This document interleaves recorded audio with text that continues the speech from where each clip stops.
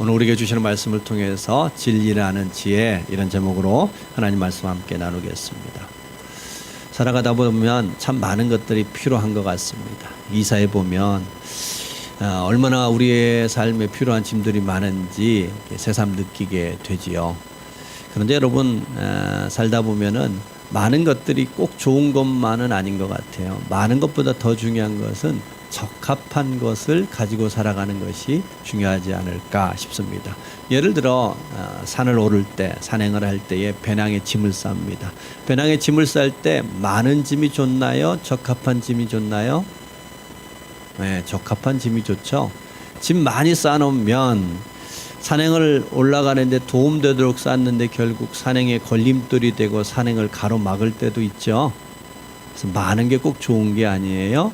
꼭 필요한 것을 분별하고 그 필요한 것을 챙길 줄 아는 것, 이런 것을 우리는 지혜다 이렇게 얘기합니다. 그래서 지혜가 있는 사람은 많은 것을 가지려고 하는 게 아니라 적합한 것을 가지려고 할 겁니다.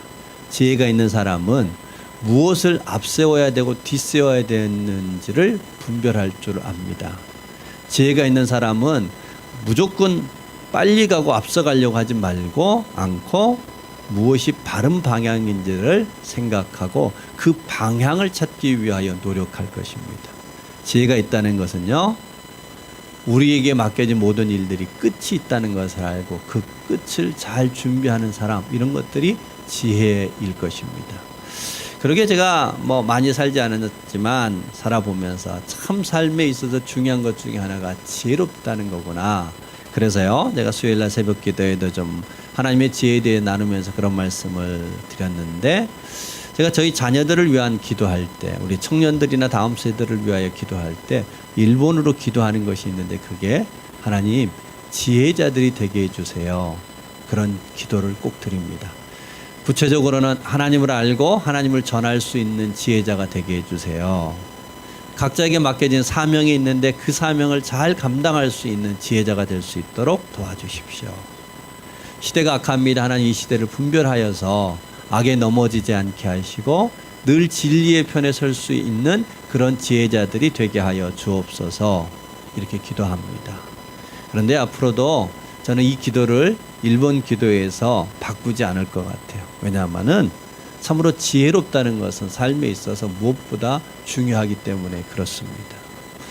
여러분, 삶에 많은 지혜가 필요한데 그 중에서 제일 되는 지혜가 뭘까? 그것은 하나님을 아는 지혜, 곧 오늘 설교 제목과 같은 진리를 아는 지혜입니다. 어떤 지혜는 없다고 해도 좀 손해보면 돼요, 고생하면 됩니다. 그런데 진리를 아는 지혜는요, 삶에 열심을 수고했는데 결국 아무것도 거두지 못하는 허망한 인생이 되어지기도 합니다. 진리라는 지혜가 없으면 심었는데 거두지 못한다는 것입니다. 더 중요한 것은요, 이 진리의 지혜가 없음을 깨닫는 순간 우리에게 다시 기회가 없다는 겁니다. 여러분, 좀 늦게라도 알게 돼서 보완할 수 있고 수정할 수 있는 기회가 주어지면 괜찮죠. 그런데 진리를 아는 지혜가 없어서 내가 정말 지혜롭지 못했구나 하는 것을 아는 순간 우리는 다시 만회할 기회가 없다는 겁니다. 그렇게 우리의 삶에 있어서 가장 중요한 게 있다면 진리라는 지혜, 하나님을 아는 지혜를 갖는 것들이 아닐까 싶습니다.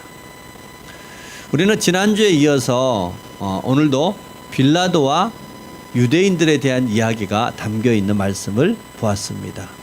지난주 우리는 어떻게 보아야 하나라는 제목을 통해서 이 빌라도가 자기의 경험과 지식이라는 인간적인 관점에서 예수를 내려다 보았기에 예수님은 초라한 인간이라고 보았습니다. 별 볼 일 없는 사람으로 보았어요.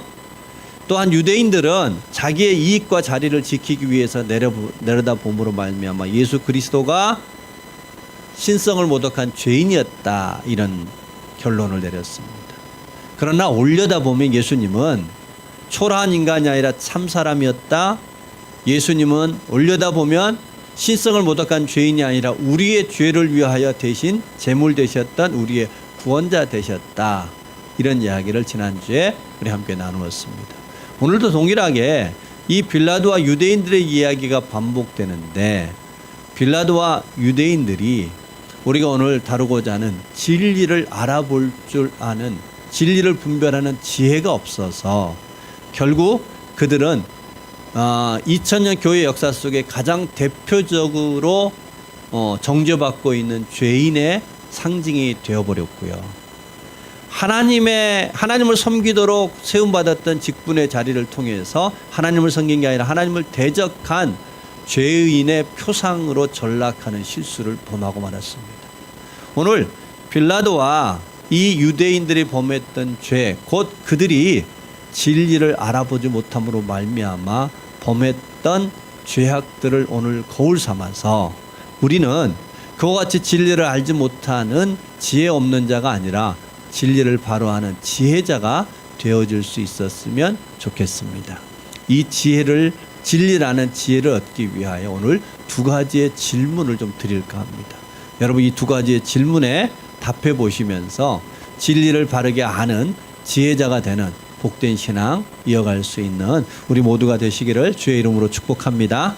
자, 오늘 두 가지 질문 들어보겠습니다. 오늘 말씀을 통해서 그 답을 잘 찾아보시기 바랍니다. 첫 번째 질문은 우리의 모든 소유는 나의 것인가 맡겨진 것인가?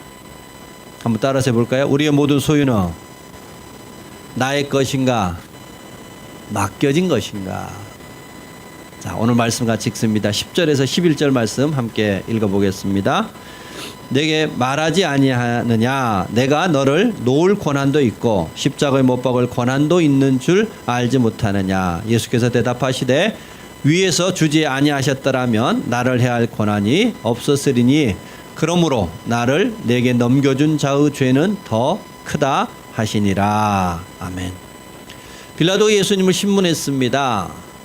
그러나 예수님이 죄 없다는 것을 알았어요. 그래서 예수님을 놓아주기 위해서 3번씩 거듭거듭 애를 썼습니다. 그런데 빌라도가 애를 쓰고 있는데 예수님이 호응하지 않는 거예요.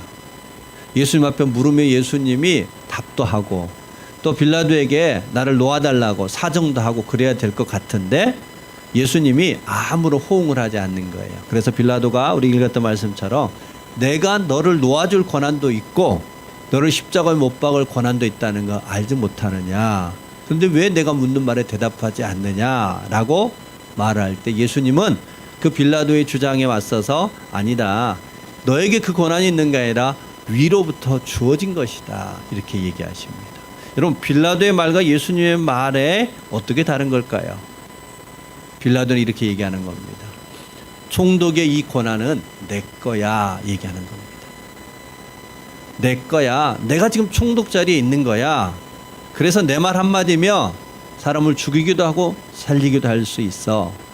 내 말 한마디면 내가 다스리고 있는 이 유대 지역 모든 사람들에게 선정을 베풀 수도 있고 폭군이 될 수도 있어.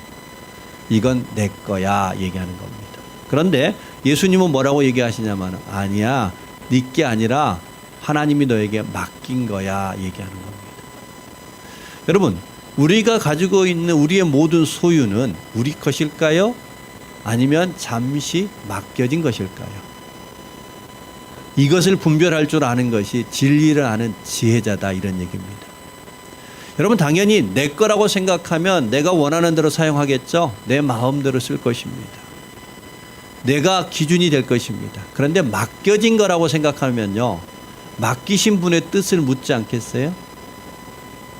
여러분, 인연극을 할 때요, 인형은 실에 매달라 사람이 손으로 움직이죠. 여러분, 그런데 만약에 인형이 나 혼자 움직인다고 착각을 하면 어떻게 될까요? 그래서 실을 끊어버린다며 그 인형은 아무짝에 쓸모없는, 움직일 수 없는 인형으로 전락합니다. 그러나 나를 움직이는 것은 내 위에 있는 손이야라고 생각하고 그 손을 따르는 인형은요, 끝까지 인형극에 사용되어질 수 있죠. 여러분, 우리의 삶도 마찬가지입니다. 진리를 안다는 것은 내게 허락되어져 있는 모든 것이 내 거가 아니라 맡겨진 것을 아는 겁니다. 여러분, 이날에 대통령들이 모두 다 임기를 마치면 본인이 감옥에 가든 자녀들이 감옥에 가든 주변인들이 감옥에 가는 일을 반복하고 있습니다. 왜 그럴까요? 대통령의 권한이 자기 거라고 생각하기 때문입니다. 자기 거라고 생각하니까 자기 편한 대로 자기 위롭게 사용한 겁니다. 만약에 대통령들이 그것이 위로부터 주어진 권한이었다고 알았다면, 그래서 위의 뜻을 구하며 살았더라면 절대로 감옥 가는 일들을 초래하지 않을 것입니다. 그런 일이 반복되지 않을 것입니다.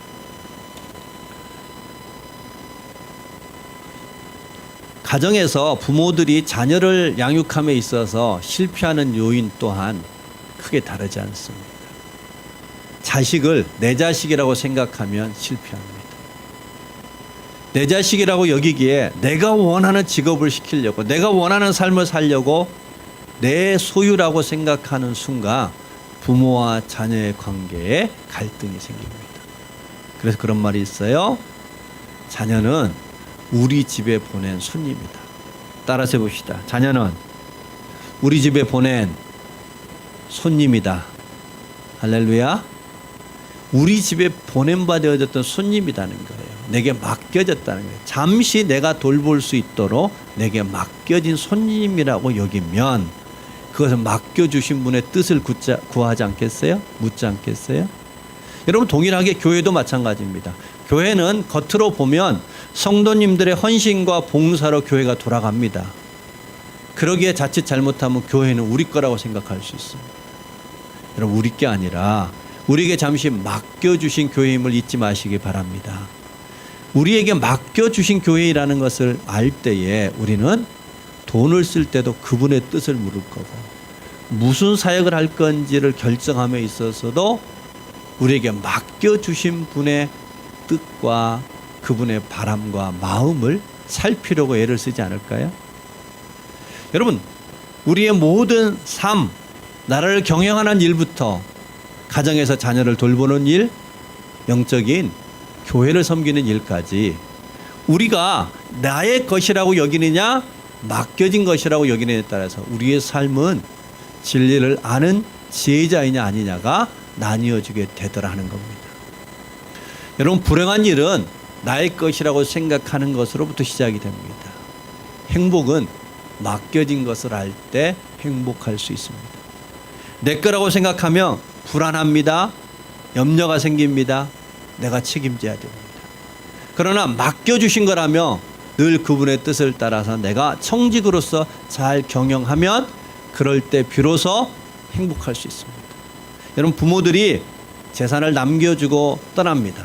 자녀들이요, 그 부모로부터 받은 것을 나의 것이라고 생각하지 않고 부모가 우리에게 맡겨진 거라고 생각하면 어떻게 될까요? 그러면 부모 마음에 따라서 나누지 않겠어요?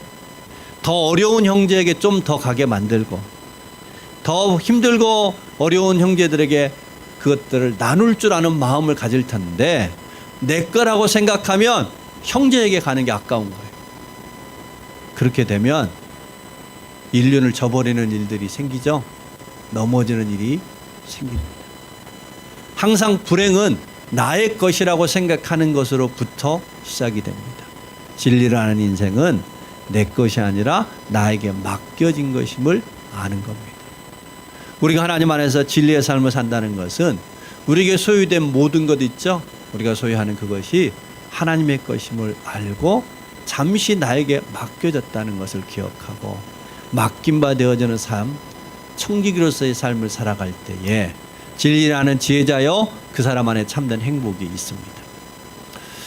여러분, 우리가 가까운 우리의 친척들이 돌아가셨을 때나 우리 가족이 돌아가셨을 때 우리는 장례에 참여합니다. 여러분, 근데 모든 장례식은요, 죽은 자를 위한 예식이 아니에요. 산 자를 위한 예식입니다. 그래서 잠언의 말씀처럼 지혜로운 자는 장례식을 찾고 미련한 사람은 잔치집을 찾는다, 이렇게 얘기하죠. 여러분, 장례는 우리 살아있는 사람들에게 교훈하기 위한 예식이에요. 그래서 지혜로운 사람은 장례식에서 많은 것을 배우고 느끼게 됩니다.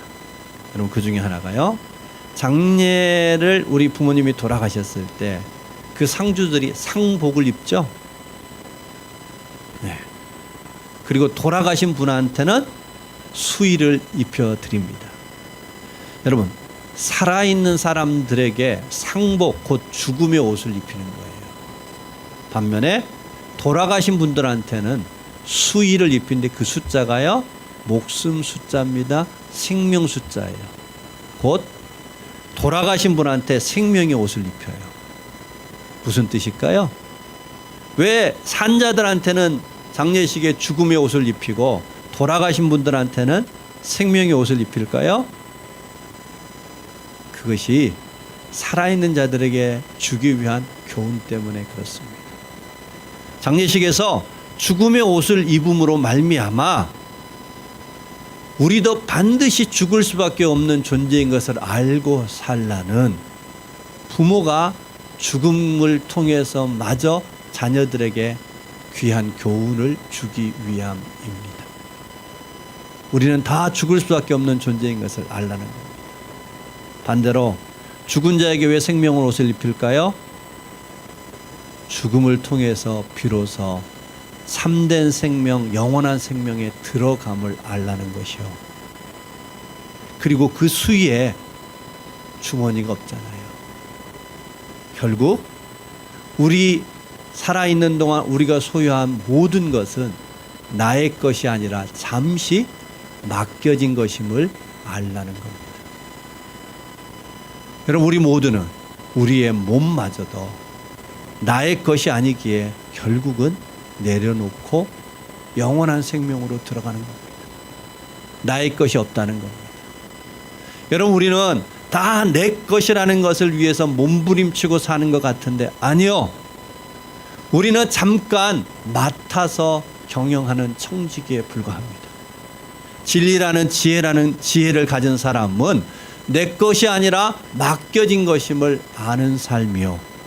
맡겨진 그 직분에 충성하는 삶이 지혜 있는 자요, 진리를 아는 자입니다. 그러게 여러분, 우리의 많고 적음, 높고 낮음, 사람들이 부러워하고 부러워하지 않는 그 무엇에 소유의 마음을 뺏기기보다 우리 모두는 잠시 하나님이 나에게 맡기셨음을 알고 그 맡김에 충성하며 살아가노라면 그 사람이 지혜로운 자이며 그 사람이 참된 행복을 누리게 될 것입니다. 여러분, 가정도 자기 것이라고 주장하기 시작하면 그 가정은 전쟁터와 다르지 않습니다. 그러나 부모로부터 맡은 것임을 알고 그 부모의 뜻을 따라 나누며 살아가노라면 비록 좀 더 부족할지라도 그 가정은 행복하지 않을까요? 그 자녀들은 복되지 않을까요? 동일하게 우리가 이 땅에 살아가면서 진정한 진리라는 지혜자는 나의 것이 아니라 다 맡겨진 것임을 알고 맡은 바 그 맡겨진 일에 충성하며 살아가는 귀한 삶 사는 저와 여러분 되기를 주의 이름으로 축복합니다. 첫 번째, 진리라는 지혜를 위한 물음. 내가 소유하고 있는 모든 것은 나의 것인가? 맡겨진 것인가? 우리는 뭐라고 답해야 돼요? 맡겨진 것임을 알고 그에 맞게 살아가는 삶. 그것이 진리를 아는 삶 될 줄로 믿습니다. 두 번째 질문입니다. 우리의 삶의 자리에서 재판을 하는가? 재판을 받는가? 오늘 우리가 읽었던 본문의 12절을 우리 다시 한번 같이 읽도록 하겠습니다. 12절 말씀입니다. 이러함으로 빌라도가 예수를 놓으려고 힘썼으나 유대인들이 소리질러 이르되 이 사람을 놓으면 가이사의 충신이 아니니이다. 무릇 자기를 왕이라 하는 자는 가이사를 반역하는 것이니. 자, 빌라도가 앞서 얘기했던 것처럼 예수님을 놓아주려고 애를 썼습니다. 예수님이 무죄라는 걸 알았기 때문입니다. 노력을 했습니다. 힘썼습니다. 그러나 결국은 유대인들이 외쳤던 이 사람을 놓아주면 가이사의 충신이 아니다 라는 말 때문에 결국 예수님이 죄 없다는 거 알면서도 예수님을 십자가에 못 박도록 내어줍니다. 다시 말하면 자기의 자리를 지키기 위해서, 총독의 자리를 지키기 위해서 거짓을 선택한 겁니다. 진실을 외면한 겁니다. 진리를 외면한 겁니다. 여러분, 그 결과 빌라도는 총독의 자리에 좀 더 오래 머무를 수 있게 됐습니다. 그런데요, 여러분, 오늘 아침에도 우리는 사도신경이라는 신앙 고백 속에서 빌라도에 대한 언급을 우리는 고백하였습니다. 예수님에 대하여 빌라도에게 고난을 받으시고 십자가에 못 박혀 죽으셨다. 여러분, 우리 교회만 그랬을까요? 우리 대한민국에서 오늘 아침에 예배하는 모든 교회가 다 빌라도를 욕했을까요? 빌라도 다 욕했죠.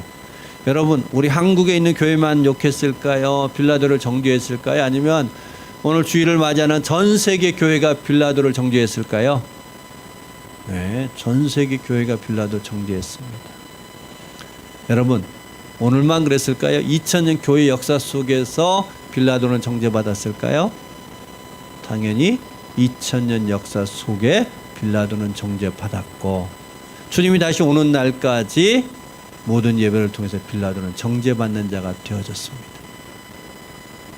왜 그랬어요? 그가 자기의 자리를 지키기 위하여 진리를 외면했기 때문입니다.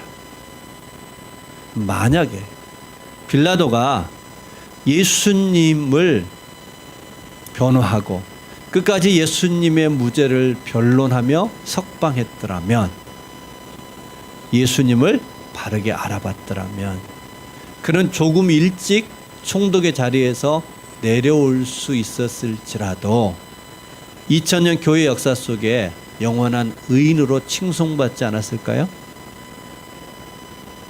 그는 자기에게 주어졌던 그 자리를 지키기 위하여 진리를 외면했더니 영원한 죄인이 되어버렸습니다. 그가 그 자리에서 진리를 선택했더라면 그는 영원한 의인이 되어졌을 것이고, 자신뿐만 아니라 그 가족까지 구원 얻는 복된 역사가 일어나지 않았을까요? 그런데 이처럼 진리를 외면했던 사람이 빌라도만이 아닙니다. 함께 있었던 유대인들도 그런데요. 15절 말씀 우리 다시 한번 같이 읽겠습니다. 15절 말씀입니다. 그들이 소리 지르되 없이 하소서, 없이 하소서, 그를 십자가에 못 박게 하소서. 빌라도가 이르되 내가 너희 왕을 십자가에 못 박으랴. 대제사장들이 대답하되 가이사 외에는 우리에게 왕이 없나이다. 여러분, 오늘 우리가 읽었던 본문 말씀 중에 가장 소름 돋게 하는 말씀입니다. 제사장은 어떤 직분일까요? 이스라엘은 어떤 나라일까요? 비록 그들이 로마의 지배를 받고 있고 인간의 타락이 끝이 없다고 하지만 그들이 지켜야 될 선이 있습니다. 여러분, 대제사장은, 이스라엘 백성은, 이스라엘이라는 나라는 오직 여호와 하나님만이 우리의 왕이십니다, 참 왕이십니다라는 이 고백을 지키기 위하여 세워진 직분자요, 예수님만이, 하나님만이 우리의 왕이십니다를 믿는 무리들을 통하여 이 땅에 참나라를 세우고자 했던 나라가 이스라엘입니다. 곧 그들의 존재 목적은 하나님만이 유일한 왕이심을 지키는 겁니다. 그런데 그 입술로 우리에게는 가이사 외에 다른 왕이 없다라는 선포를 하고 있습니다. 여러분, 사람은 넘지 말아야 될 선이 있는 법입니다. 부부가 아무리 서로 싸워도 말하지 말아야 될 선이 있지 않아요? 넘지 말아야 될 선이 있죠. 이런 거예요. 이건 내가 저 인간하고 결혼한 것이 내 인생 최고의 실수야. 이런 말 하면 돼요, 안 돼요? 안 되죠. 여러분, 자녀가 아무리 속을 썩으리고 또 못된 짓을 해도 이제부터 저놈은 내 자식 아닌 걸로 간주하겠다, 너는 남남이다, 이런 말은 안 해야 되잖아요. 그러면 자신의 존재와 자녀의 존재를 흔드는 것이 되버려요. 넘어서는 안 되는 선이 있다고요. 부부 사이에도, 부모 자녀 사이에도. 여러분, 지금 이 유대인들 대제사장은 자기의 자리를 지키기 위해서 진리에 대하여 넘지 말아야 될 선을 넘어버린 거예요. 하나님만이 유일한 왕이라고 외쳐야 될 그 입술을 통해서 가이사 외에는 다른 왕이 없다라고 외치고 있는 것입니다. 여러분, 이들의 잘못을 성경에 기록함으로 말미암아 우리에게 하나님이 주고자 하는 귀한 교훈이 있습니다. 그리고 그 교훈을 우리에게 분명하게 알게 해주는 한 표현이 있는데요. 오늘 우리가 읽었던 본문의 13절을 같이 한번 읽어보겠습니다. 13절 말씀입니다. 빌라도가 이 말을 듣고 예수를 끌고 나가서 돌을 깐뜰 히브리 말로 가바다에 있는 재판석에 앉아 있더라. 돌로 깎아서 오늘날의 보도블록처럼 바닥에 쫙 깔아 놓았던 재판장이 있었습니다. 그 재판장에 그 근엄함이 어떠한지 알게 하기 위함이었을 겁니다. 그리고 그 정중앙 높은 자리에 재판장이 자리하는 재판석이 있었습니다. 거기에 빌라도가 앉아 있겠죠. 빌라도가 재판석에 앉아서 예수님을 신문하고 예수님을 십자가에 내어주도록 못 박도록 재판을 하고 있습니다. 빌라도는 마땅히 자기가 예수님을 재판하고 있다고 알았겠죠. 또한 유대인들은 그 빌라도의 약점을 잡아서 예수 그리스도를 십자가에 못 박도록 요구하고 있습니다. 자신들이 예수님에 대하여 심판하고 있다고 생각했겠죠. 그런데 여러분, 실상은 이 자리에서 누가 재판을 받고 있는 걸까요? 빌라도가 재판을 받고 있습니다. 진리를 외면하고 진리를 거역했던 빌라도가 재판을 받고 2000년 교회 역사 속에서 빌라도는 온 교회를 통하여 정죄받는 일이 이 재판장을 통해서 이루어지고 있습니다. 동시에 유대인들 또한 하나님만이 유일한 왕입니다라고 외쳐야 될 그 입술을 통해서 가이사 외에 다른 왕이 없노라고 자기의 자리를 지키기 위하여 인간이 어디까지 타락하는지 보여주는 그러한 죄악됨의 증표로서 타락한 모습을 보여주는 그들이었음을 알게 만드는, 곧 그들 스스로 재판받는 자리가 되고 말았다는 겁니다. 여러분, 이들만의 이야기가 아닙니다. 우리도 살기 위하여 여러 가지 삶의 자리가 있습니다. 가정에 들어가면 가정에 있는 자리가 있고요. 사회에 나가면 사회의 자리가 있습니다. 그 자리가 어떤 자리는 높은 자리도 있을 수 있고 낮은 자리도 있을 수 있습니다. 어떤 자리는 모두가 부러워할 만한 자리가 있을 수도 있고 어떤 자리는 아무 빛이 없는 초라한 자리가 있을 수 있습니다. 어떤 곳에는 힘과 권력을 갖는 자리가 있을 수 있고 어떤 곳은 나약한 자리가 있을 수 있습니다. 여러분, 우리는 그 자리가 어떠냐가 중요하다고 여기지만 실상은 그 자리, 우리가 살아가고 있는 삶의 자리는 곧 내가 진리에 대하여 진리 편에 선 자리냐 진리를 거스리는 자리냐를 통하여서 우리는 진리를 통하여 심판받는 삶을 살아가고 있다는 겁니다. 우리의 삶의 자리는 모두 다 진리에 대하여 심판받는 자리입니다. 심판은 먼 훗날에 일어나는 게 아니라 오늘 우리가 살아가고 있는 우리의 삶의 자리에서 진리의 편에 서서 진리를 보호하느냐, 그렇다면 그 또한 진리로 보호받는 자가 될 것이고 진리를 외면하면 진리로부터 심판받는 자가 되어집니다. 먼 훗날의 이야기가 결코 아닙니다. 여러분, 우리의 가정의 자리에서, 삶의 자리에서, 사회의 자리에서 우리는 진리를 아는 자입니까? 그렇다면 우리는 진리의 편에 설 것입니다. 우리가 진리를 외면하면 우리의 삶의 자리는 진리로부터 심판받는 자리가 되고 말 겁니다. 우리 모두가 하나님 앞에서 진리를 바로 아는 자가 되기를 주의 이름으로 축복합니다. 우리는 모든 것을 심판하고 내가 뭔가를 결정하는 것 같으나 실상은 우리의 모든 삶의 자리에서 심판받고 있음을 잊지 말라는 겁니다. 나에게 소유된 모든 것은 내 것이 아니라 맡겨진 것을 아는 게 지혜자요. 우리가 모든 것을 내 마음대로 주관하는 것 같고 내가 지키는 것 같으나 아니, 내가 진리를 지키지 아니하면 그 진리로 말미암아 내가 심판받는다는 것을 아는 것이 진정한 지혜자입니다. 자, 그렇다면 결론적으로 우리는 어떻게 진리라는 그 지혜를 잘 지켜갈 수 있을까 하는 겁니다. 곧 어떻게 하면 우리는 내 것으로 착각하지 않고 맡은 자로 살아갈 것이며, 어떻게 하면 나는 재판하는 자가 아니라 그 진리에 재판받는 자로서 살아갈 수 있을까 하는 겁니다. 그것은 진리를 알아보는 겁니다. 곧 오늘 본문에 나오는 빌라도가 자기 앞에 계신 예수를 진리로 알아보았더라면, 유대인들이 자신들이 정죄하고 있는 예수가 하나님의 아들이시며 진리 되심을 알아보았더라면 그들은 결코 내 것이라고 착각하지 않았을 것이고, 자기 스스로 재판받는 것임을 망각하지 않을 수 있었습니다.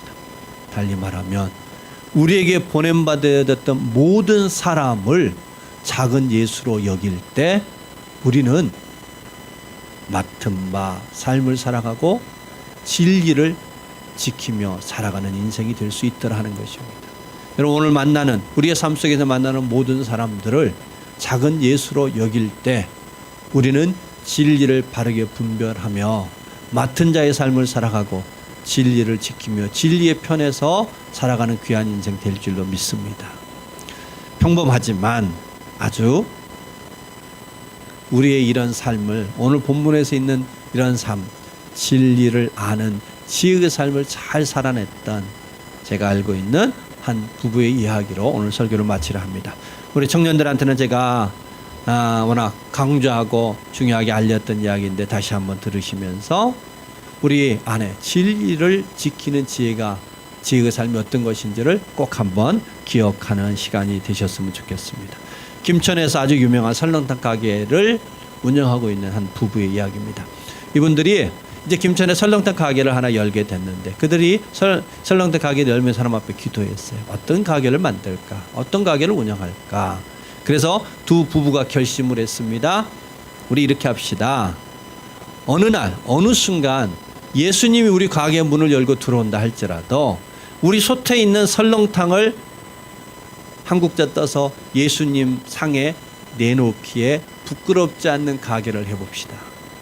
자, 그래서 정육점에 우리 가게는 꼭 좋은 뼈를 보내주세요. 여러분, 설렁탕 국물이 아무 뼈를 곤다고 다 뽀얗게 우러나지 않는데요. 좋은 뼈를 고아야만 우러나고요. 많은 경우는요, 거기다 풀임을 넣어서 빛깔을 만든대요. 이 부부는 예수님 앞에 대접하는 설렁탕을 만들려고 했기 때문에 풀임을 넣을 수 없잖아요. 좋은 뼈를 열심히 고아서 손님을 대접했습니다.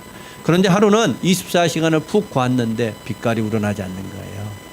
왜 그럴까? 정육점에 전화해 봤더니 그 정육점에서 뼈를 대는 집이 있는데, 설렁탕 집이 있는데 이 가게에는 좋은 뼈를 대고 이 가게에는 풀임을 넣어서 쓰기에 나쁜 뼈를 댔는데 이게 그만 뒤섞여서 간 거예요. 그래서 24시간을 고았는데도 우러나지 않는 거예요. 그래서 정육점 사장님이 우리가 실수했습니다. 오늘 하루만 풀임 넣고 빛깔 내서 장사하시죠. 내일 좋은 뼈 갖다 드리겠습니다. 부부가 고민했습니다. 풀임을 넣을까 말까.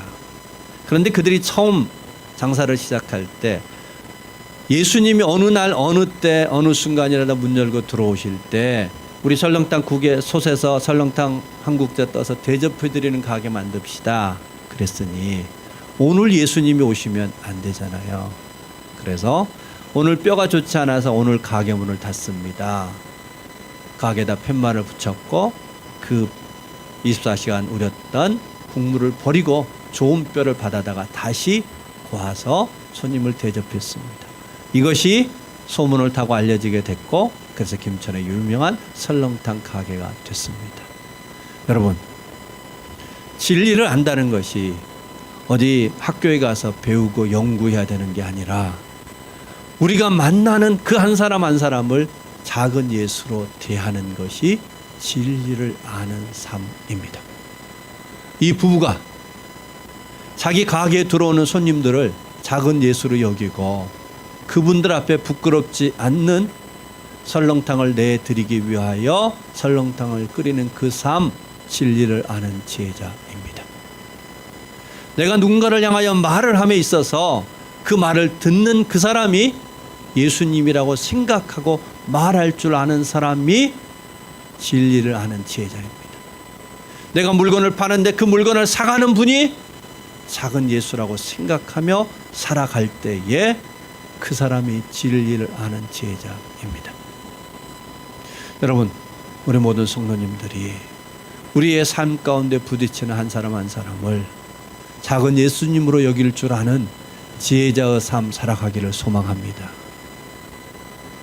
그러면 우리는 결단코 우리에게 허락된 것들이 내 거라고 착각하며 살지 않고 내게 잠시 맡겨진 것임을 알고 주신 분에 맞게 사용할 것입니다. 우리가 진리를 심판하고 우리의 기준으로 재단하는 자가 아니라 우리의 삶의 자리가 하나님의 진리의 말씀에 의하여 심판받고 있음을 알고 늘 그 진리의 편에 서는 귀한 삶 살아가게 될 것입니다. 어떻게 하면요? 우리에게 만나는 한 사람 한 사람을 작은 예수로 여기면 그렇게 질문할 수 있습니다. 목사님은 모든 사람을 예수로 여깁니까? 아니요. 실패하고 넘어집니다. 10번을 넘어지면 다시 11번을 작정해 보십시다. 100번을 넘어지면 101번 다시 한번 결심해 보십시다. 하나님, 내게 보내준 사람 작은 예수로 여기게 하여 주옵소서. 그 설렁탕 가게 집사님 부부처럼 예수님을 대접하듯 장사하고 예수님을 대하듯 살아갈 줄 아는 그러한 진리의 삶 살아가는 지혜가 있게 하여 주시옵소서. 하나님, 우리에게 허락된 모든 것 맡긴 자로서 살아가게 하여 주옵시고, 하나님, 우리가 진리의 편에서 그 진리를 재판하는 자가 아니라 진리가 나를 재판한다는 사실들을 잊지 않고 살아갈 수 있도록 지혜자들이 되게 하여 주옵소서. 간구할 수 있는 우리 모든 성도님들 되기를 주의 이름으로 축복합니다. 기도하십시다.